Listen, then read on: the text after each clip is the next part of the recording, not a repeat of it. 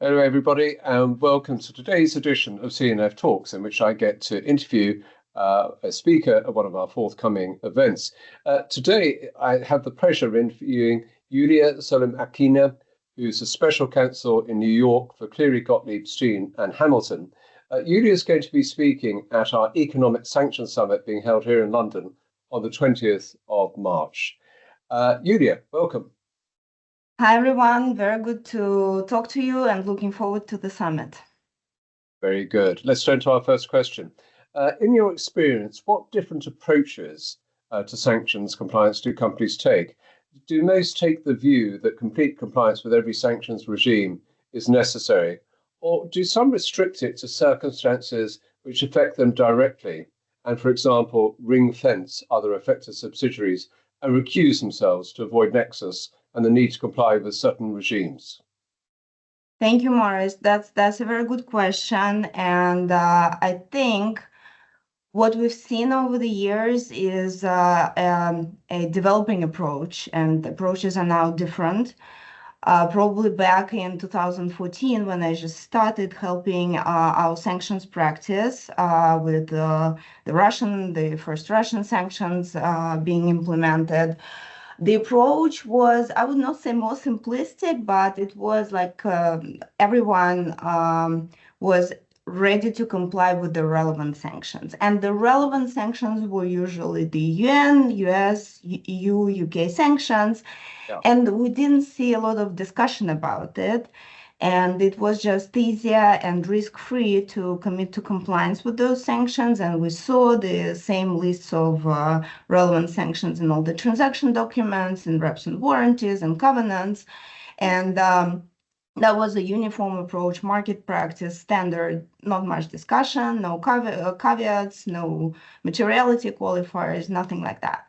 But starting from 2022, I would say, and this situation is evolving and constantly developing, you see the clients trying to actually focus not on relevant sanctions, but on applicable sanctions. So it becomes a more granular analysis each time, and we discuss with the clients a lot the questions of nexus.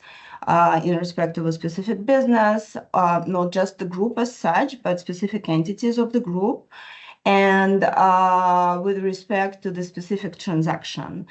And you can see now situations when a US client, for example, would try to not to commit to compliance with the EU or UK sanctions just because the regimes are diverging and could diverge even more.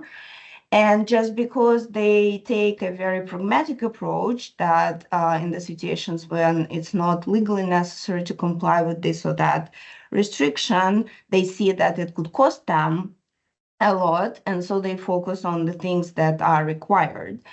And in other situations, we see, as you mentioned, the more proactive, I would say, approach when it's not just the analysis of the nexus, but actually trying to understand if anything can be done proactively to modify that nexus and to modify the result.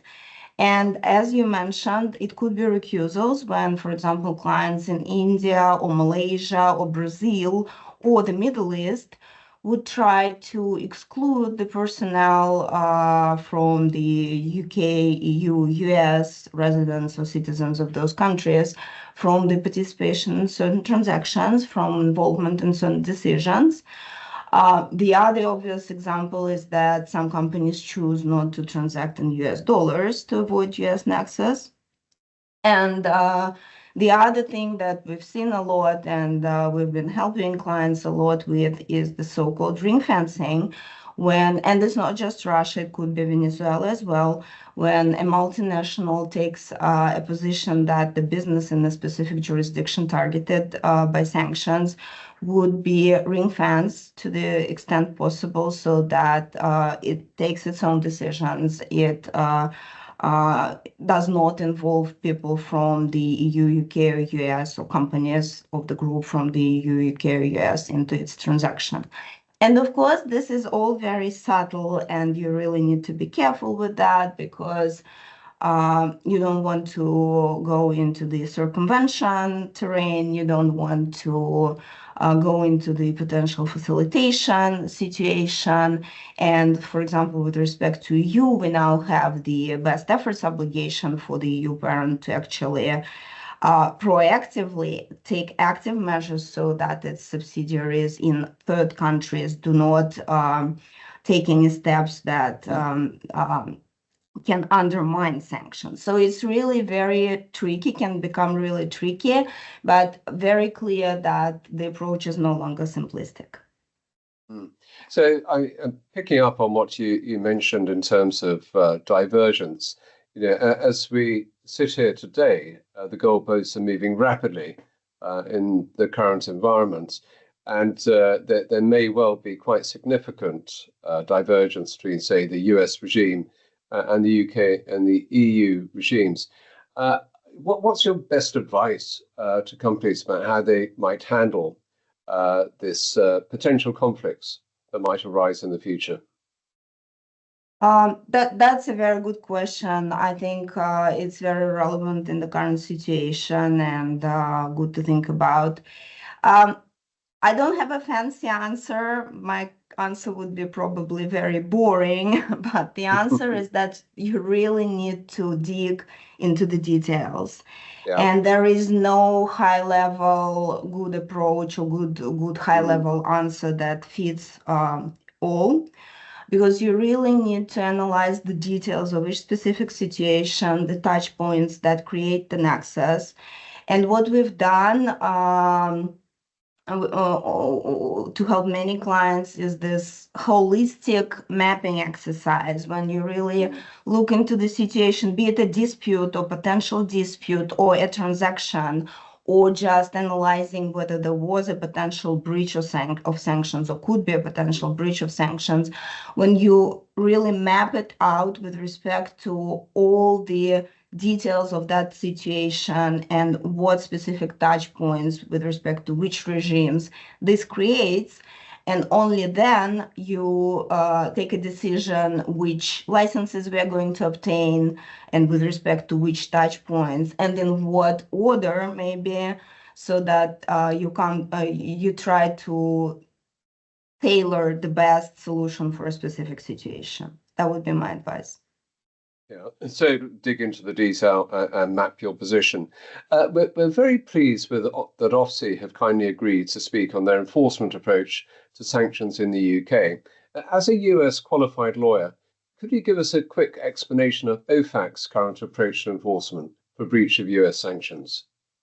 Of course. Actually, I was participating in a sanctions seminar back in December in Washington, and representatives of OFAC and Department of State and Department of Justice and Treasury were all there presenting. And with respect to enforcement, I would say that they emphasized that there is a program being implemented by OFAC to allow them to become more efficient and to review the cases quicker. And although from the kind of user perspective, we still see that the timelines are very long and it takes a lot of time to hear back from OFAC, we also understand that the workload has increased for them very significantly. And generally, they mentioned that due to this efficiency program, the speed with which they review specific cases has increased 5 times, which sounds great, of course. I would say that there was a lot of emphasis on cooperation and coordination with the EU and UK. And again, political situation, changes in administration, things could probably change. But back in December, they were really very focused on keeping this in place and working on improvement and further improvement of this cooperation and coordination. Because actually, without that, it's not possible to achieve any effects. And I think regulators in all the jurisdictions understand that. And OFAC also emphasized that they are particularly focusing on non-US companies that have US touch points that use the US financial system, and this is one of the primary goals for them. And I think from the enforcement cases that we see published, it's very clear that they've been focusing a lot on non-US companies. Good. Well, it's good to hear that international cooperation is improving and things are getting a bit more efficient. For our viewers, if you would like to hear more on the rapidly developing world of economic sanctions, please do come in person to attend the summit being held in London on the 20th of March. Further information available on our website, www.cityandfinancial.com. Yulia, I very much look forward to seeing you in a couple of weeks' time. Thank you, Morris. Same here.